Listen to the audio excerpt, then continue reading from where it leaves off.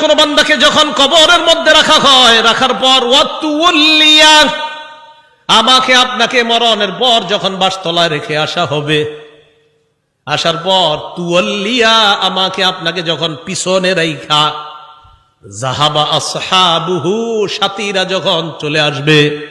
একবার কল্পনা আলেন, রাতের বেলা বিছানায় যখন বালিশে যখন মাথাটা লাগানোর পর কল্পনা করেন আমি মারা গেলাম, যাওয়ার পর বাসতলায় কোন কবরের মধ্যে আমাকে রেখে আমার আত্মীয় স্বজন চলে আসছে, ব্যাপারটা কেমন একটু চিন্তা করেন।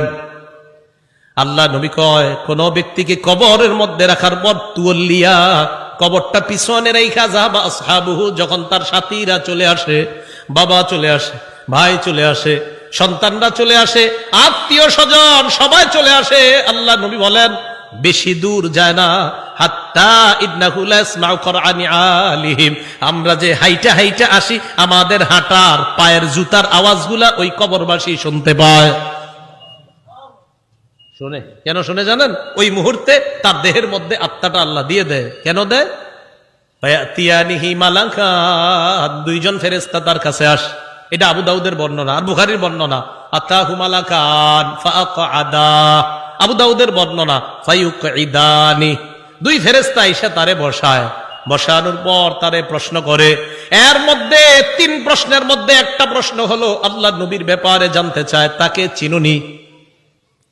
ওই ব্যক্তি ইমানদার হলে যদি তিনটা জবাব সুন্দরভাবে দেয়, আর আল্লাহ নবীর ব্যাপারে যদি বলে আশহাদু আন্না মুহাম্মাদার রাসূলুল্লাহ, আমি সাক্ষী দিচ্ছি তিনি আল্লাহর রাসূল, এই কথা বলার পর ওই ব্যক্তিকে বলা হবে উনজুর ইলা মাকআদিকা মিনান নার, তুমি তোমার জাহান্নামের আসনটার দিকে তাকাও, এটা তোমার জাহান্নামের আসন। তো এই ব্যক্তি জাহান্নামের আসনের দিকে তাকাবে।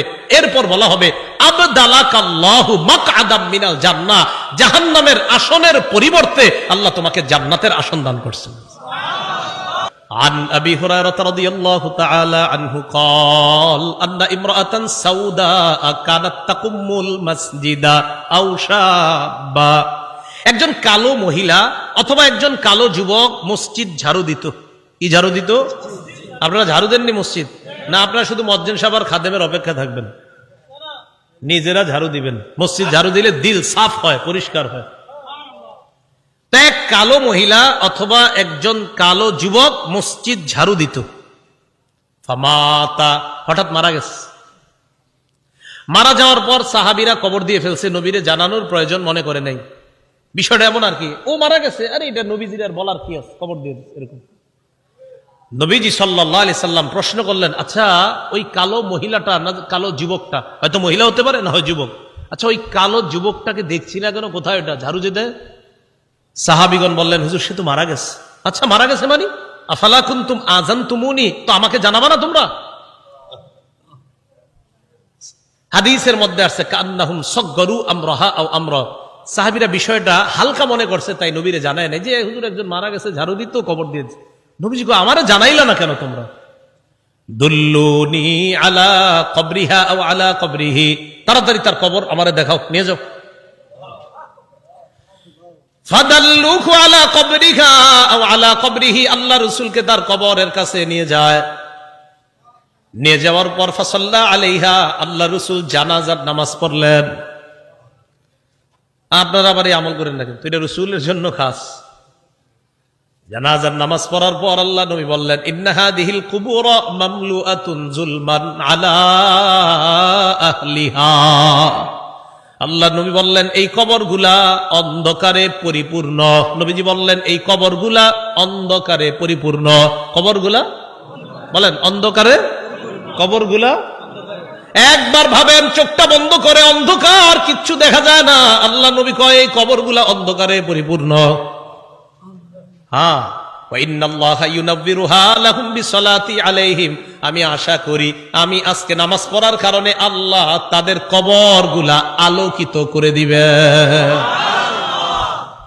খাঁটি ইমানদার যদি হন, যদি ইমান নিয়ে যেতে পারেন, তো আপনার কবর আল্লাহ আলোকিত করে দিবেন। আলাদা মোমবাতি দিতে হবে না। পিসাবের কবর দেওয়ার সময় বাতি টাতি কত কিছু দেন না, এগুলা দিতে হবে না। পিসাব যদি ভালো হয়, এমনি কবর আল্লাহ আলোকিত করে দিবেন, মাথায় রাখবেন। তাহলে কবর অন্ধকার একটা জগতের নাম। দুনিয়াতে থাকতে এটা আলোকিত করার ব্যবস্থা করতে হবে। আল্লাহরে বলা, আল্লাহ আমার কবরটা জান্নাতের বাগান বানায়া দিয়েন, আমার কবরটা আলোকিত করে দিয়েন। আল্লাহ বাবা মারা গেছে, বাবার কবরটা জান্নাতের বাগান বানান, বাবার কবরটাকে আপনি আলোকিত করে দেন, এইভাবে বলা। তাহলে কবর অন্ধকার জগৎ, এটা জানলাম। কবরের মধ্যে দাজ্জাল যেমন ফিতনা, দাজ্জাল দুনিয়ার জন্য সবচেয়ে বড় ফিতনা হলো দাজ্জাল। নবীজি কয় এই দাজ্জালের ফিতনার মতো কবরে কারো কারো জন্য ফিতনা হবে, দাজ্জালের ফিতনার মতো ভয়ঙ্কর ফিতনা। মুসলিম শরীফের বর্ণনা আসছে, মা বাইনা খালকি আদম ইলা কিয়ামিস সাআ খালকুন আকবারু মিনাদ দাজ্জাল। আদম নবী থেকে কিয়ামত পর্যন্ত যত সৃষ্টি আছে এর মাঝে সবচেয়ে ভয়ঙ্কর সৃষ্টি হলো দাজ্জাল। দাজ্জাল নবীজি কয় কারো কারো কবরের অবস্থা হবে এই দাজ্জালের ফিতনার মতো। সহিহ বুখারীর বর্ণনা 922 নম্বর হাদিস। এই হাদিসের বর্ণনাকারী আসমা বিনতে আবু বকর রাদিয়াল্লাহু তাআলা আনহা। দিয়ে আপনাদেরকে একটু পরীক্ষা করি, আলেমরা চুপ থাকবেন, অন্যরা বলবেন। আমি হাদিসটা পড়ার পর আপনাদেরকে জিজ্ঞাসা করবো একটা কথা, মন দিয়ে আগে শোনেন, তাহলে সবাই জ্ঞানীরা সচেতন ভাবে জবাব দিতে পারবেন। আগে শোনেন কি বলি, দেখেন আমি পড়ি। আন আসমা বিনতি আবি বকর সিদ্দিক রাদিয়াল্লাহু তাআলা আনহা ক্বালাত দাখালতু আলা আয়েশা। অনুবাদটা শোনেন। আবু বকর সিদ্দিক রাদিয়াল্লাহু তাআলা আনহুর কন্যা আসমা বলেন, আমি আয়েশা সিদ্দিকার কাছে প্রবেশ করলাম। আবু বকর সিদ্দিকের কন্যা আসমা বলেন, আমি আয়েশা সিদ্দিকার কাছে প্রবেশ করলাম। আলেম ছাড়া অন্যরা বলেন তো আসমা আর আয়েশা সম্পর্কে কি হয়? মাশাআল্লাহ, কি হয়? কারণ আবু বকর আয়েশা রাদিয়াল্লাহু তাআলা আনহার পিতার নাম কি? আবার আসমা রাদিয়াল্লাহু তাআলা আনহার পিতার নামও আবু। মাশাআল্লাহ। এই আসমা রাদিয়াল্লাহু তাআলা আনহা বলেন, আমি আমার বোন নবীর বিবি আয়েশা সিদ্দিকার কাছে গেলাম। যাওয়ার পর দেখি ওয়ান্নাসু ইউসাল্লুন, গিয়ে দেখি মানুষ নামাজ পড়ে। আমি আয়েশাকে প্রশ্ন করলাম, মা শাআনুন নাস, আয়েশা মানুষের কি হয়েছে, নামাজ পড়ে কেন? ফাআশারাত বিরাসিহা ইলাস সামা। আম্মা জান আয়েশা মাথা দিয়ে আসমানের দিকে ইশারা করলেন, এমনি ইশারা করলেন, মুখে কিছু কয় না। তো আসমা রাদিয়াল্লাহু তাআলা না বলেন, আয়াতুন, কোন নিদর্শন দেখা গেছে আসমানে? আয়েশা রাদিয়াল্লাহু তাআলা না বলেন, হ্যাঁ আসমানে একটা নিদর্শন দেখা গেছে। কি নিদর্শন? অন্য হাদিস দ্বারা বোঝা যায় সূর্য গ্রহণ লাগছে। কি লাগছে? সূর্য। তাই নবীজি নামাজ পড়তেছে। তো আসমা রাদিয়াল্লাহু তাআলা আনহা বলেন, আমরা যারা নারীরা ছিলাম আমরা একদম পিছনে, সবাই ওখানে আছে। নবীজি নামাজটা এত লম্বা করলেন, ফাতালা রাসূলুল্লাহ সাল্লাল্লাহু আলাইহি সাল্লাম, নবীজি নামাজ এত দীর্ঘ করলেন, হাত্তা তাজাল্লানিল গাশিয়ু, আমি বেহুশ হয়ে গেছি। আচ্ছা কি পরিমাণ লম্বা হইলে একজন মানুষ বেহুশ হয়ে যায় বলেন? ওয়াইলা জাম্বি কিরবা, আমার পাশে একটা পাত্র ছিল, ফিহা মা, এটার মধ্যে পানি ছিল। ফাজআলতু আসুব্বু বিনহা আলা রাসি, আমি এই পাত্র থেকে পানি নিয়ে আমার মাথায় ঢালা শুরু করলাম। এত পরিমাণ আমার মাথা গরম হয়ে বেহুশের কাছাকাছি চলে গেছে। নামাজ কি পরিমাণ লম্বা হয়েছে আল্লাহ জানে। তো আসমা রাদিয়াল্লাহু তাআলা আনহা বলেন, এক পর্যায়ে ফালাম্মান সরাফা রাসূলুল্লাহ সাল্লাল্লাহু আলাইহি ওয়াসাল্লাম হাত্তা তাজাল্লাতিশ শামস, নবীজি নামাজ শেষ করছে, ইতিমধ্যে সূর্য স্বাভাবিক হয়ে গেছে, সূর্য ঠিক হয়ে গেছে। আমি যেই কথাটা বলার জন্য আপনাদেরকে হাদিসটা শোনাইতেছি, কোনটা? দাজ্জালের ফিতনা, এটা শোনানোর জন্য। এবার দেখেন নবীজি কি বলেন। নবীজি বলেন, নবীজি নামাজের পর একটা ভাষণ দিলেন, খুতবা দিলেন, নামাজের পর ভাষণ দিলেন। ভাষণের মধ্যে নবী বললেন, মা মিন শাইইন লাম আকুন উরিতুহু ইল্লা ক্বাদ রাআইতুহু ফি মাকামি, ইতিপূর্বে আমাকে যা দেখানো হয় নাই আজকে আমি সব দেখছি। এই নামাজের মধ্যে আমি সব। নামাজটা কি শর্ট ছিল না লম্বা? নবীজি বলেন, ইতিপূর্বে আমাকে এমন যা কিছু দেখানো হয় নাই আজকে আমি সব দেখছি। শেষে কি কয় জানেন? হাত্তাল জান্নাহ ওয়ান নার, জান্নাত জাহান্নামও দেখছি। আরেকটা বর্ণনা আছে, সূর্য গ্রহণের নামাজে নবীজি দাঁড়াইছে না, আমার দিকে তাকান, সামনের কাতারের সাহাবী যারা, তারা তাকায় দেখে নবীজি নামাজের মধ্যে হঠাৎ এমন করছে, এই যে এমন করছে এভাবে। তো নামাজ শেষ, আপনারা আবার এরকম করেন না, কিন্তু পুরাটা শোনেন আগে। একদল করবো কি যে নবীজি এরকম করছে আমিও করবো, আরে পুরাটা শোনেন কি কয়। নামাজ শেষ করার পর নবীজিকে এক সাহাবী বললেন, হুজুর আজকে আপনি এমন একটা কাজ করছেন যেটা অতীতে দেখি নেই। নবীজি আচ্ছা খেয়াল করছো? কয় হ্যাঁ। ওই মুহূর্তে আমি জান্নাতের আঙ্গুরের ছড়া দেখছিলাম, ওইটা আমি হাত দিতে গেছিলাম, যদি আনতে পারতাম কিয়ামত পর্যন্ত সবাই খাইতে পারতাম। আপনারা কি আঙ্গুর দেখেন নামাজে? তো দেখলেন হাত দিবেন, দেন না তো, এই জন্য আমল করতে চান না। তো রাসূলুল্লাহ সাল্লাল্লাহু আলাইহি সাল্লাম বলেন, মা মিন শাইইন লাম আকুন উরিতুহু ইল্লা ক্বাদ রাআইতুহু ফি মাকামি। ইতিপূর্বে আমাকে যা দেখানো হয় নাই, আজকে আমি সব দেখলাম। হাত্তাল জান্নাহ ওয়ান নার, জান্নাত জাহান্নাম আমি দেখলাম। নবীজি বলেন, ইন্নাহু ক্বাদ উহিয়া ইলাইয়া আন্না, আল্লাহ রাসূল বলেন আমার কাছে এই ওহী প্রেরণ করা হয়েছে, আন্নাকুম তুফতানুনা ফিল কুবুর মিসলা আও করিবা মিন ফিতনাতি দাজ্জাল।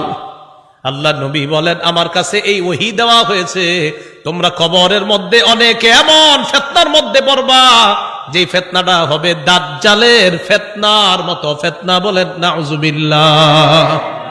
বিশ্বাস করেন দাজ্জালের ব্যাপারে আমি পড়ছি বলে আপনাদেরকে বলে বুঝাইতে পারতেছি না, তো আমি বুঝতেছি যদি দাজ্জালের ফিতনাটা হয় তো কত বড় ভয়ঙ্কর ফিতনা হবে। আমি সবগুলা কথা বললে বুঝতে পারতেন যে দাজ্জাল কতটা ভয়ঙ্কর ফিতনার নাম। রাসূল বললেন কবরে অনেকের এই ফিতনা হবে দাজ্জালের মতো, খুব ভয়ঙ্কর ফিতনা, ও কঠিন ভয়ঙ্কর ফিতনা। আল্লাহ আমাদেরকে হেফাজত করেন। তো আল্লাহ কয় এই কবর পর্যন্ত তোমরা সম্পদের প্রতিযোগিতা চলে, যে কবরে এই অবস্থা হবে আর তোমরা সম্পদ নিয়ে ব্যস্ত আছো। সহিহ বুখারীর বর্ণনা 1372 নম্বর হাদিস। এই হাদিসের বর্ণনাকারী আম্মা জান আয়েশা সিদ্দিকা রাদিয়াল্লাহু তাআলা আনহা, তিনি বলেন, আন্না ইয়াহুদিয়াতান দাখালাত আলা আয়েশা সিদ্দিকা রাদিয়াল্লাহু তাআলা আনহা ফাসালাত আন আযাবিল কবর। এক ইহুদি নারী আম্মাজান আয়েশার কাছে এসে কবরের আযাব সম্পর্কে জিজ্ঞাসা করছে। আম্মাজান আয়েশা সিদ্দিকা রাদিয়াল্লাহু তাআলা আনহা জবাব দিলেন, আযাকিল্লাহু মিন আযাবিল কবর, আল্লাহ তোমারে গজবে কবরের আযাব থেকে হেফাজত করুক। এটা আম্মাজান বইলা নবীজির কাছে গেছে। ফাসালাত আয়েশা রাসূলুল্লাহ সাল্লাল্লাহু আলাইহি ওয়াসাল্লাম আন আযাবিল কবর। আম্মা জান আয়েশা আল্লাহ রাসূলকে কবরের আযাব সম্পর্কে জিজ্ঞাসা করলেন। আল্লাহ নবী জবাব দিলেন, আযাবুল কবর, হ্যাঁ কবরের আযাব সত্য। বলেন কবরের আযাব সত্য। তাহলে কবরের আযাব কি বলেন তো? সত্য। এটা নবীজি জানায়া দিলেন তার বিবিকে। সহিহ বুখারীর 1338 নম্বর হাদিস। এই হাদিসের মধ্যে আসছে, قال رسول الله صلى الله عليه وسلم العبد اذا وضع في قبره।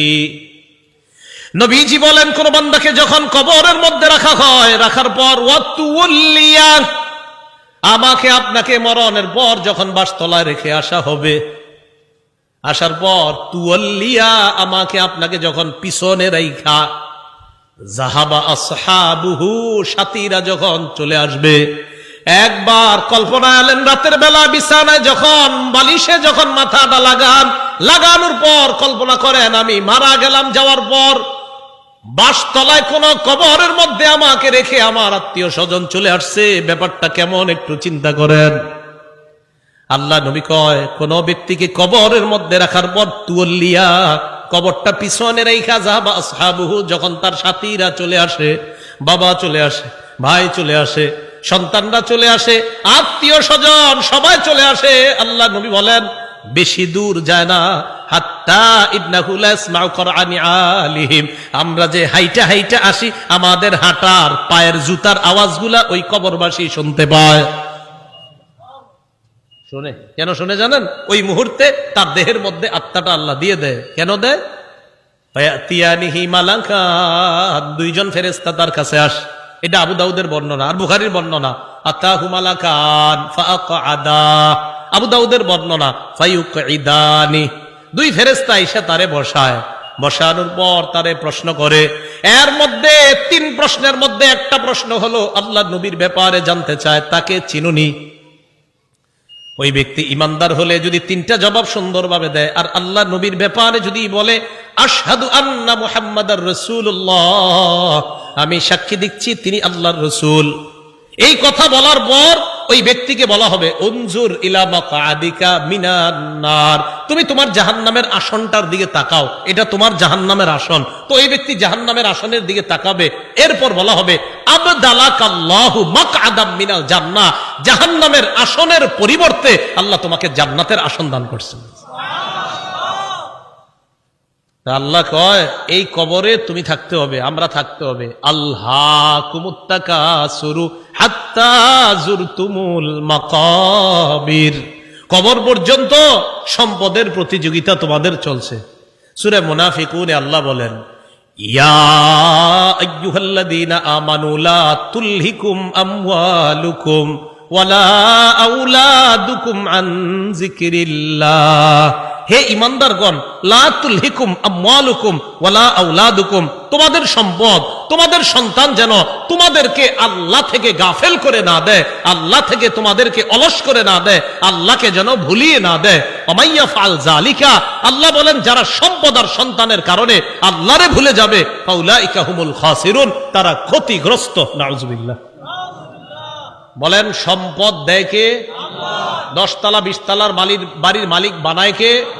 হ্যাঁ, 10 তলা 20 তলা হালাল পন্থায় হওয়াটা দোষের না, দোষ কোনটা? যে আল্লাহ মালিক বানাইছে তাকে ভুলে যাওয়া। বুঝে আসছিনি? তো আল্লাহ কয় তোমাদের এই প্রতিযোগিতা চলবে কবর পর্যন্ত। কতদিন? কবর পর্যন্ত। ক্বালা রাসূলুল্লাহ সাল্লাল্লাহু আলাইহি ওয়াসাল্লাম, নবীজি সাল্লাল্লাহু আলাইহি ওয়াসাল্লাম বলেন লা ইয়াজালু কলবুল কাবীরি শাবান ফিসনাতাইন, আল্লাহ নবী বলেন বুড়া মানুষের অন্তর 2 ক্ষেত্রে যুবক হয়। বুড়া মানুষের অন্তর যুবক হয় কয় ক্ষেত্রে? আরে বৃদ্ধ মানুষ কি বৃদ্ধ হয় না যুবক হয়? বৃদ্ধ হয়। কয় কলবটা 2 ক্ষেত্রে যুবক হয়। কয় কোন ক্ষেত্রে? ফি হিরসিল মাল, 1 নাম্বার সম্পদের লোভ, 2 নাম্বার ওয়াতুলিল আমাল, লম্বা আশা। কি আশা? লম্বা আশা। কেউ কাকা কই যান? বয়স কত? কয় 75। কোথায় যাচ্ছেন? মসজিদে। মনটা খারাপ কেন? আর বইল না, 4টা ছেলে ইতালি থাকে, এক একজন 5 লাখ করে বেতন। 5 নাম্বার ছেলেটা বাংলাদেশে 50,000 টাকা বেতন। আরে তারে এখনো কোনো কুল কিনারা করে দিতে পারি নাই, টেনশনে আছে কাকায়। রাসূলুল্লাহ সাল্লাল্লাহু আলাইহি সাল্লাম বলেন মানুষ বৃদ্ধ হয়, তার কলব 2 ক্ষেত্রে যুবক হয়। 1 সম্পদের লোভ, 2 লম্বা আশা, বড় আশা। আল্লাহ বুঝার তৌফিক দান করেন। রাসূলুল্লাহ সাল্লাল্লাহু আলাইহি সাল্লামের সাহাবী আব্দুল্লাহ ইবনে মাসউদ বলেন খত্ত রাসূলুল্লাহ সাল্লাল্লাহু আলাইহি ওয়াসাল্লাম খত্তান মুরাব্বাআ, এই হাদিসটা বুঝতে হবে সবাই। নবীজি একটা চতুর্ভুজ আঁকলেন। ওই অঙ্কের ছাত্ররা কোথায়? কি আঁকলেন? চতুর্ভুজ আঁকার পর ওয়া খত্ত খত্তান ফিল ওয়াসাতি খারিজাম মিন, মাঝখান থেকে একটা দাগ দিলেন, এই দাগটা চতুর্ভুজের বাহিরে নিলেন। বলেন তো রাসূল কি আঁকলেন? মাঝখানের দাগটা ভিতরে না বাহিরে? আচ্ছা এবার দেখেন মাঝখানে ছোট ছোট কিছু দাগ দিস, এটা চতুর্ভুজ, মাঝখানে ছোট ছোট কিছু দাগ আর মাঝে একটা বড় দাগ, এই আশেপাশে কিছু ছোট ছোট দাগ, মাঝখানে লম্বা একটা দাগ। বলেন তো লম্বাটা কি ভিতরে আছে না বাহিরে? আচ্ছা একটু বুঝছেননি কথা? সুম্মা ক্বালা রাসূলুল্লাহ সাল্লাল্লাহু আলাইহি ওয়াসাল্লাম, নবীজি বলেন হাযাল ইনসান, মাঝখানের দাগটা হলো মানুষ, মাঝখানের দাগটা ওয়াহাদাল্লাযী মুহিতুন বিহি আও ক্বাদ আহাতা বিহি আজালু, চারদিকের চতুর্ভুজটা এটা হলো তার আয়ু, জীবন। এবার বলেন চারপাশে এই যে চতুর্ভুজটা, মাঝের দাগটা বলেন, মাঝের দাগ চতুর্ভুজ, চতুর্ভুজ আয়ু মানে জীবন, এই জীবন এটা তার জীবন, মাঝে মানুষ। দাগ কি শেষ না? মাঝে ছোট ছোট কিছু আছে, মাঝের ছোট ছোট দাগগুলা হাদিহিল আরাজ, এগুলা তার পেরেশানি, বিপদ, বালা মুসিবত, রোগ বিমারি, একটা আসে ভালো হয় আর একটা আসে, এরকম চলেনি জীবনে? একটার পর একটা আসতে থাকে। এই আসতে আসতে এক পর্যায়ে আবার জিজ্ঞাসা করছি, চারদিকের দাগ, মাঝের দাগ, ছোট্ট ছোট্ট দাগগুলা বালা মুসিবত, বিপদ আপদ, ব্যস্ততা। মাঝখানের দাগটা কি চতুর্ভুজের ভিতরে না বাহিরে? নবীজি বলেন মানুষ মারা যায়, বাহিরে যেই দাগটা এটা হলো তার আশা, মানুষ মারা যায়, আশাগুলা থেকে যায়। আশা কি জীবনের ভিতরে না বাইরে? এই যে মানুষ, ওর আশা হলো এত বড়, ও হলো একটু, এবার বাহিরে যেটা এটা হলো ওর আশা। নবীজি কয় মানুষের জীবন এতটুকু, মানুষটা এতটুকু, ওর আশা এতটুকু, ও মারা যায়, আশাগুলা থেকে যায়। ভাই বুঝছেন নি আপনারা? আচ্ছা, তো আল্লাহ পাক রব্বুল আলামিন বলেন আলহাকুমুত তাকাসুর হাত্তা জুরতুমুল মাকাবির, কবর পর্যন্ত এই সম্পদের প্রতিযোগিতা, প্রাচুর্যের প্রতিযোগিতা তোমাদের চলতেই থাকে। আল্লাহ আমাদেরকে কবরের প্রস্তুতি নেওয়ার তৌফিক দান করেন। আচ্ছা, এরপরে দেখেন কি বলে, কাল্লা সাউফা তা'লামুন সুম্মা কাল্লা সাউফা তা'লামুন, অপেক্ষায় থাকো, অচিরেই জানতে পারবা, অবশ্যই অচিরেই জানতে পারবা। কাল্লা লাউ তা'লামুনা ইলমাল ইয়াকিন, আল্লাহ বলেন যদি নিশ্চিত জ্ঞানে জানতা, লাতারাউন্নাল জাহিম, স্বচক্ষে জাহান্নাম দেখতে পাবা। আল্লাহ বলেন লাতারাউন্না, অবশ্যই অবশ্যই জাহান্নাম দেখবা। সুম্মা লাতারাউন্নাহা আইনাল ইয়াকিন, নিশ্চিত চোখে জাহান্নাম দেখবা। এরপর আল্লাহ বলেন সুম্মা লাতুসআলুন্না ইয়াউমা ইযিন আনিন নাঈম, এরপর তোমাদেরকে নিয়ামত সম্পর্কে জিজ্ঞাসা করা হবে। আল্লাহ বলেন অবশ্যই অবশ্যই তোমাদেরকে প্রতিটা নিয়ামতের কথা জিজ্ঞাসা করা হবে। আঙ্গুল, চোখ, কান, নাক, হাত, পা, প্রত্যেকটা অঙ্গের ব্যাপারে জিজ্ঞাসা করা হবে। ইন্নাস সামআ ওয়াল বাসারা ওয়াল ফুআদা, আল্লাহ বলেন কান শ্রবণ শক্তি, ওয়াল বাসর দৃষ্টি শক্তি, ওয়াল ফুআদা অন্তঃকরণ, সবগুলাকে কাঠগড়ায় দাঁড়াতে হবে, সবগুলাকে জিজ্ঞাসা করা হবে। এগুলার ব্যাপারে তোমাকে কাঠগড়ায় দাঁড়াতে হবে, তোমাকে জিজ্ঞাসা করা হবে সঠিকভাবে এগুলা খরচ করছো কিনা। এবার একটা হাদিস শুনেন, বলেন তো নেয়ামতের ব্যাপারে জিজ্ঞাসা করা হবে কিনা? আজকে রাতে ভাত খাইছে, খাবার, রাতের খাবার কারা কারা খাইছেন হাত তোলেন। অন্যরা খান নাই রাতের খাবার? মাশাআল্লাহ, খাবেন ইনশাল্লাহ নাকি? দুপুরের খাবার কারা কারা খাইছেন? ঠিক আছে, হাত নামান, ব্যাস একটা হইলে হইছে। এবার হাদিস শোনেন, মুসলিম শরীফের 4208 নম্বর হাদিস, আবু হুরায়রা রাদিয়াল্লাহু তাআলা আনহুর বর্ণনা, তিনি বলেন খরাজা রাসূলুল্লাহ সাল্লাল্লাহু আলাইহি ওয়াসাল্লাম যাতা ইয়াউমিন আও যাতা লাইলা, একদিন রাতে অথবা দিনে রাসূল বাসা থেকে বের হলেন। কোথা থেকে বের হইছে? রাতে বা দিনে। বের হওয়ার পর আসছে, আয়েশা দেখে ফাইদা হুয়া বিআবি বকরিন ওয়া উমর, নবীজি দেখে আবু বকর ওমর বসা।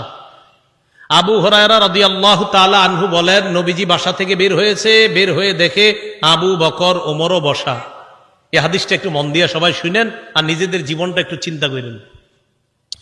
নবীজি তাদের দুইজনকে প্রশ্ন করলেন, আবু বকর এবং ওমর, এই দুই সাহাবী, বিখ্যাত দুই সাহাবীকে প্রশ্ন করলেন, আচ্ছা তোমরা এইখানে এই মুহূর্তে কেন? মা আখরাজাকুমা ফি হাদিহিস সাআহ, এই সময়ে তোমরা এখানে কেন? অসময়ে মানে এই সময় মানে অসময়ে, আরে এই সময়ে তোমরা এখানে কেন? এই হাদিস দ্বারা বোঝা যায় সাধারণত যেই সময় মানুষ ঘর থেকে বেশি একটা বের হয় না, ওই সময়ে নবীও বের হইলেন, আবু বকরও বের হইছে, ওমরও বের হইছে। নবী বের না হইলে জিজ্ঞাসা করে কেন?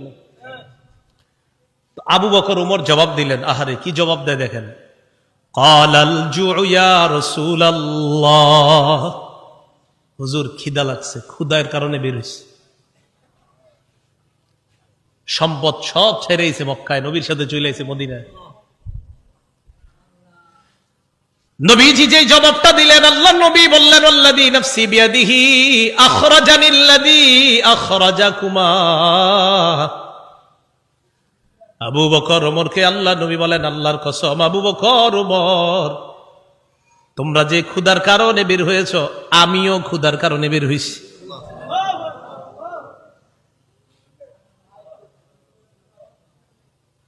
আমি যখন এটা পড়ছি, বিশ্বাস করেন কি দেখেন, দুই সাহাবীর আগে বলছে কেন বেরোইছো? হুজুর ক্ষুধা। নবীজি কয় আমিও তো ক্ষুধায় বেরোইছি। কওমু, চলো আমার সাথে চলো। ফাকামু মাআ, দুই সাহাবী আল্লাহ নবীর সাথে চললেন। ফাআতা রাজুলাম মিনাল আনসার, এক আনসারী সাহাবীর বাড়িতে গেলেন। ফাইদা হুয়া লাইসা ফি বাইতিহি, সাহাবী বাড়িতে নাই। রাআতহুল মারআ, ঘর থেকে আনসারীর বিবি দেখা ফেলছে, সর্বনাশ, আমাদের বাসায় এই তিনজনকে। আল্লাহু আকবার, মহিলা চিনে ফেলছে, ভিতর থেকে বলতেছে মারহাবা, স্বাগতম স্বাগতম। এমন মেহমান পাইলে কে স্বাগত না জানায়? আরে সাহাবী রাসূলুল্লাহ সাল্লাল্লাহু আলাইহি সাল্লাম আর আবু বকর ওমরকে যখন আনসারী সাহাবীর বিবি দেখলেন, ভিতর থেকে বলা শুরু করলেন স্বাগতম স্বাগতম, আপনারা ভিতরে আসেন, ঘরে বসেন। নবীজি ঘরে গিয়ে বললেন, এই না ফুলান, স্বামী কোথায়? মহিলা ভিতর থেকে জবাব দিলেন, যাহাবা ইস্তাজিবু লানা মিনাল মা, হুজুর মিষ্টি পানি আনতে গেছে আমাদের জন্য। এবার দেখেন কি হয়, ইতিমধ্যে আনসারী সাহাবী আসার পর সাহাবী দেখে বাসায় নবীজি, আবু বকর, ওমর। আচ্ছা একটু ভাবেন তো মনে মনে, ওই যুগে যদি আপনি হইতেন আর যদি বাড়িতে গিয়ে দেখতেন হঠাৎ নবীজি আর আবু বকর, ওমর আপনার ঘরে,